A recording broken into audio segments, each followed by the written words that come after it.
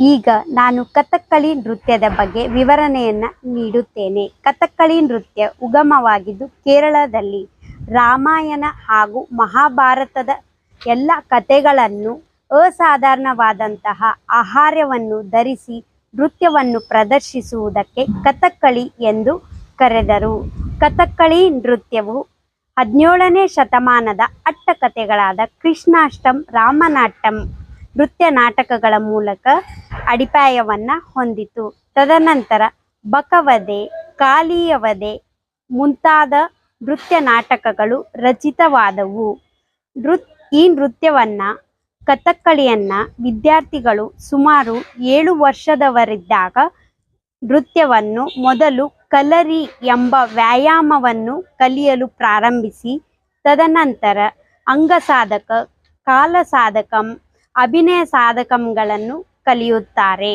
ಅಷ್ಟೇ ಅಲ್ಲದೆ ಒಬ್ಬ ನೃತ್ಯ ಕಲಾವಿದನು ಈ ಎಲ್ಲ ಸಾಧಕಂಗಳನ್ನು ಕಲಿತ ನಂತರ ಕಥಕ್ಕಳಿ ನೃತ್ಯದಲ್ಲಿ ಸ್ವಲ್ಪ ಮಟ್ಟಿಗೆ ವಿದ್ಯೆಯನ್ನು ಕಲಿತು ನೃತ್ಯ ಪ್ರದರ್ಶನವನ್ನು ಮಾಡಲು ಪ್ರಾರಂಭಿಸುತ್ತಾರೆ.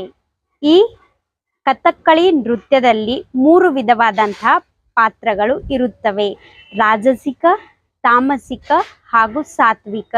ಈ ಪಾತ್ರಗಳಿಗೆ ತಕ್ಕಂತೆ ವೇಷಭೂಷಣಗಳನ್ನು ಧರಿಸಿ ಕಲಾವಿದರು ನೃತ್ಯವನ್ನು ಪ್ರದರ್ಶಿಸುತ್ತಾರೆ. ಈ ಕಥಕ್ಕಳಿ ನೃತ್ಯದ ವೇಷಭೂಷಣವನ್ನು ಸುಮಾರು 5 ರಿಂದ 6 ಗಂಟೆಗಳವರೆಗೆ ವೇಷಭೂಷಣವನ್ನು ಹಾಕಿಕೊಳ್ಳಲು ಸಮಯ ಬೇಕಾಗುತ್ತದೆ. ಕಥಕ್ಕಳಿ ನೃತ್ಯವು ಒಂದು ಯೋಗಾಭ್ಯಾಸ ಹಾಗೂ ಸತತ ಪರಿಶ್ರಮದಿಂದ ಬರುತ್ತದೆ. ಇದೆಲ್ಲ ಕಥಕ್ಕಳಿ ನೃತ್ಯದ ಬಗ್ಗೆ ವಿವರಣೆ.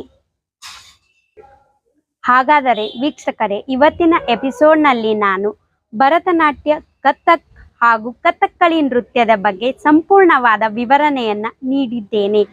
ಮುಂಬರುವ ಎಪಿಸೋಡ್ನಲ್ಲಿ ನಾನು ಮುಂದುವರೆದ ವಿಷಯಗಳನ್ನು ನಿಮಗೆ ತಿಳಿಸುತ್ತೇನೆ.